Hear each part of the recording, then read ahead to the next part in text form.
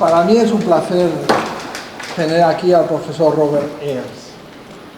Él ha sido y es el que introdujo la termodinámica y dentro de la termodinámica el concepto de exergía en la economía, prácticamente hasta en la política, y ahora estábamos hablando hasta en la moralidad. Es decir, la moralidad de los países desde el punto de vista de qué tendríamos que contar como riqueza, lo que ganamos en dinero o lo que destruimos en recursos y por tanto la pérdida de los recursos. Nos conocimos hace ya muchos años y en diferentes, conferencias internacionales que nos hemos encontrado siempre hemos tenido conversaciones y es muy agradable escucharle acerca de sus ideas, tiene un buen sentido del humor. Excuse me to talk in Spanish, but it is a language here, I know that. Yeah. Excuse me for not speaking English. In this way, he doesn't know what I'm talking about him. So probably not so good, isn't it? I'm sure it's fine. Anyway, ha sido un placer porque, y además inesperado, porque él es profesor del INSEAD posiblemente la escuela de negocios más importante de Francia, y además no solamente de Francia, está también en Singapur y está en Abu Dhabi, es norteamericano de nacimiento, pero le invitaron a venir a ser profesor del INSEAD en París y lleva ya más de 20 y tantos años trabajando en París, pero de alguna forma ha mantenido sus relaciones con Estados Unidos y es una autoridad mundial totalmente. Yo lo he visto, por ejemplo, en una reunión, creo que fue, ahora no me acuerdo muy bien, en Surrey, en el que le hicieron un homenaje más de 300 personas de todo el mundo por sus contribuciones, ¿no? Y ya os digo, o sea, es una suerte. Y hace unos días pues nos llamó una colaboradora, una compañera colaboradora que tiene en Barcelona, y dice, oye, que le gustaría al profesor Robert Ayers venir aquí. Y dijimos, venga, vamos, lo que sea, como sea. Y así que hemos hecho invitarlo solo por un día, porque él tiene que hacer otras cosas, pero es que lo demás también tenemos que hacer. Y bueno, y le hemos metido en este lío de hacer una charla acerca de lo que es de lo que él está trabajando, ¿no? En cualquiera de los casos, Alicia os puede dar unos datos prácticos acerca de lo que significa su trabajo y lo que está trabajando a lo largo de los años, sus contribuciones. Bueno, ¿no? Tampoco mucho, porque, o sea, son 3 páginas, pero You sitting up here? con deciros que está en la Wikipedia, yo creo que ya da una medida de la... Oh, wow, look at de this. este señor, pues ha escrito más de 20 libros, cientos de artículos de investigación, además de reports a nivel internacional pues, que remueven conciencias, ¿vale? Y bueno, pues a su edad, ya lo veis que está como una rosa y que sigue en activo y removiendo conciencias y proponiéndonos nuevos proyectos. Así que, please, it is a honor for us to have you here. And we have youth here that would like to listen to your messages, and they hope to, well, to find some solutions for their future. Yes, I'm enormously flattered to be invited here. And can you hear me, by the way? Can you hear in the back? There are 3 seats in the front, 4 seats in the front. Okay. So the 2 guys in the back, you're too late, I'm sorry. You could have come before. Okay. Well, this talk was arranged very short notice. I didn't know I was coming here until last Friday, and it's all rather surprising. What I've decided, I had a choice in the end. I didn't have time to even think of writing a completely new presentation, so I'm going to give you a lecture that I prepared actually for an Indian audience, the new IIT. Do you know what that means? Indian Institute of Technology. There are 7 of them now. They're like MIT for India. Very high-powered schools. The youngest of them invited me to come and talk to their graduating class. They do this every year, and they pick somebody out of, I don't know, out of a hat, maybe. I don't know how my name came up, but they invited me to come. And so I wrote the lecture, and then they invited me to come because they didn't have any money. They out of money. So here's the lecture that I was going to give them. But I think it actually makes a certain amount of sense to talk to you this way. But it starts in a funny place. It starts about nuclear war. And so here we go. You'll see why. This way. Yes. These are, I'm discussing here 3 global catastrophes, 2 of which didn't happen, one of which is happening. And we'll talk about that mostly, but let's start with the 2 that didn't happen. Global nuclear war didn't happen, even though when I was young, your age or so, I got a job in 1960-something to be an observer at the last global atmospheric nuclear test in the Western Pacific. And I won't bother to tell you what it was all about, but there was a nuclear test out there. People that go and look at instruments, which interested me at the time because it meant seeing part of the world that was new, the South Pacific. I'd spent several weeks on Okinawa and several weeks on Samoa and so on. It was all very interesting, just as a place, part of the world, but also interesting in terms of what was going on and what was going on with these nuclear tests. We were testing hydrogen bombs. And at the time, the world was seriously worried about a nuclear war. And at the time, there were a lot of people building backyard shelters. It's all probably, most of you are too young, way too young to have any memory of this, but back then, that was a big thing. Should we build a backyard shelter to get into when the world goes flooey?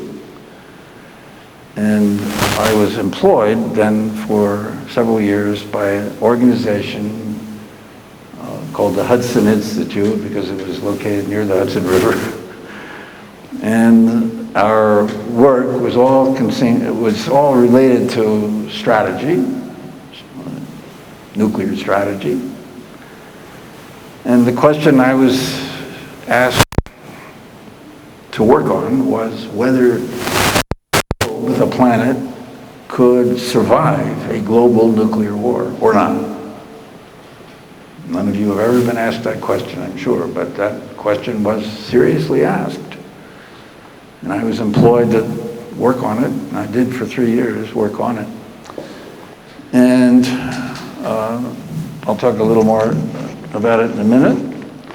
The next question, which also was up in the air, so to speak, at that time, in 1965, a book came out called The Population Bomb by Paul Ehrlich. Some of you know the name, probably.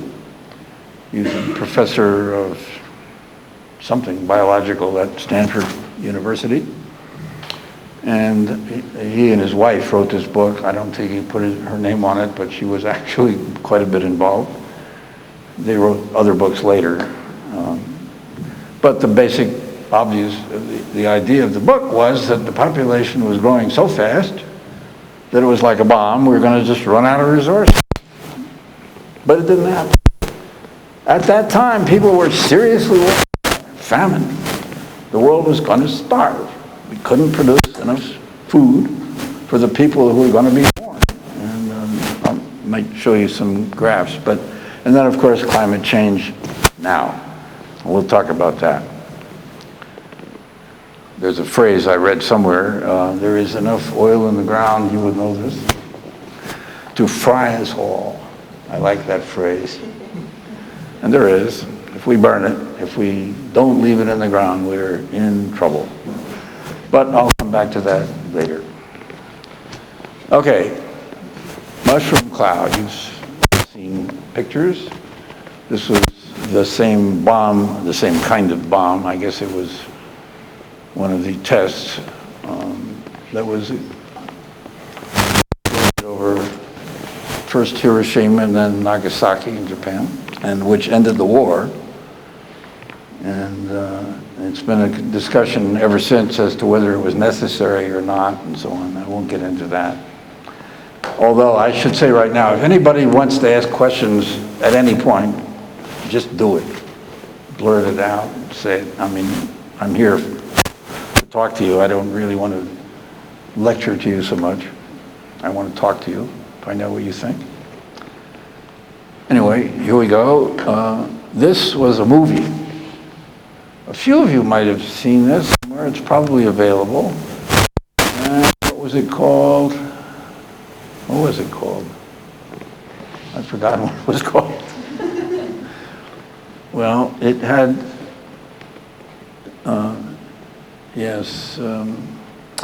that was the guy I was working for. His name was Herman Kahn. He wrote a book called On Thermonuclear War. One of the reviewers at Scientific American, which did review books sometimes, said, is there a Herman Kahn? Because he was so scathing on the whole idea of writing a book about nuclear war. But Herman's idea, he wrote another book called Thinking About the Unthinkable, and he did that kind of stuff. He wrote about things that nobody wanted to think about. And he was also kind of overweight. That made him a bit of a joke, but only in certain circles, you might say. But he was thinking about the unthinkable, and I got involved in that business. Okay, it's the movie again. That's the name of it, was Dr. Strangelove. Some of you have heard of it. And Dr. Strangelove was modeled on Herman Kahn. It was quite open, everybody knew it. Herman knew it too. And he didn't even mind, he was kind of interested. But here's the concluding scene of the movie where as the war is just about to start, an American bomber is dropping a nuclear weapon on some Russian city, and there's one of it was one of the officers who was sort of riding cowboy, and he was riding the bomb. That's him, riding the bomb. That was the concluding scene. It gives you a sense of what that movie was like, and what it was about. And yet, we didn't have that nuclear war. We didn't go through that. There were people who were advocating war with the Soviet Union. And I'll show you the graph in a minute. But this guy, his name is Theodore Taylor, Ted Taylor, who was a former bomb designer himself. He worked at Los Alamos early. Later a test ban pioneer. He got involved, I guess there's no time to talk about all these side lists, but he was involved a little bit in the 1960 election when John Kennedy was running against Richard Nixon. And the reason is, well, okay, he had been working briefly at a place called Gulf General Atomic, because Gulf Oil Company, which used to be one of the Seven Sisters, so-called, big oil companies in Kuwait, they were involved in the Gulf. And Gulf was being farsighted. They thought, you know, we're going to have to get out of the oil business someday. What should we do? We should get in the nuclear business because that's going to be the next form of energy. Everybody thought that at the time. They don't think it now, but they thought it then. When he was involved with them, and he actually designed, in principle, a system of rocket propulsion using small nuclear bombs, which would lift the plane that was going to be the ones that was going to bomb everybody. At this little company called Gulf General Atomic, they had built a demonstration of this propulsion system using not nuclear explosives, but little conventional ones. I just leave it to you to figure out how they might have used explosions to lift a ship into space, but in principle you could lift heavy weights into space. And there have been other movies since that time using the idea that you could get heavy weights into space, but none of them have been put because we're now back to not using nuclear explosives to lift rocket ships, okay? But although that might ever happen in the future, I don't know. Anyway, he came up, he designed this thing, and then the Air Force wanted to build it, and then John Kennedy on his election campaign was taken to Gulf to see this wonderful new thing that the Air Force wanted to build so we control the world. We can bomb everybody from up there.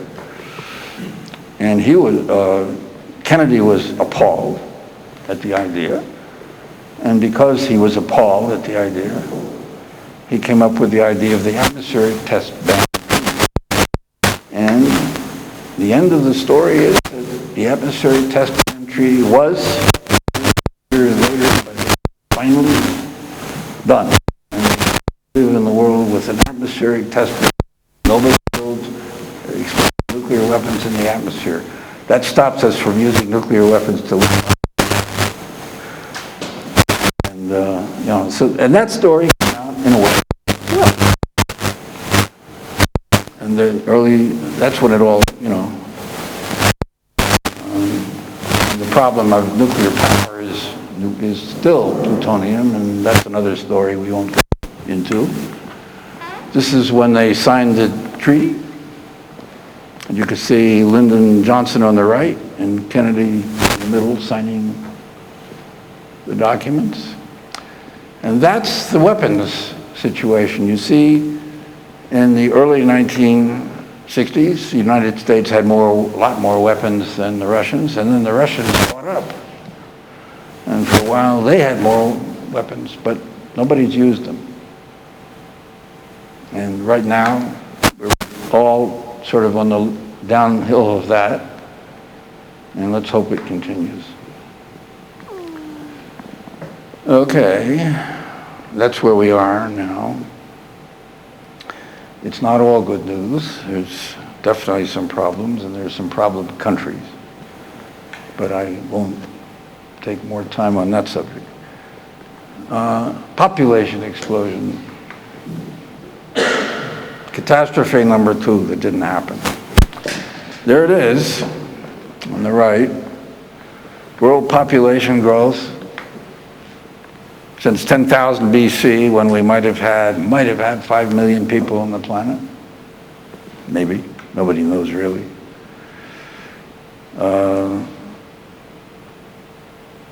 In Roman times, there are estimates that there might have been something like 250 million, 250 million.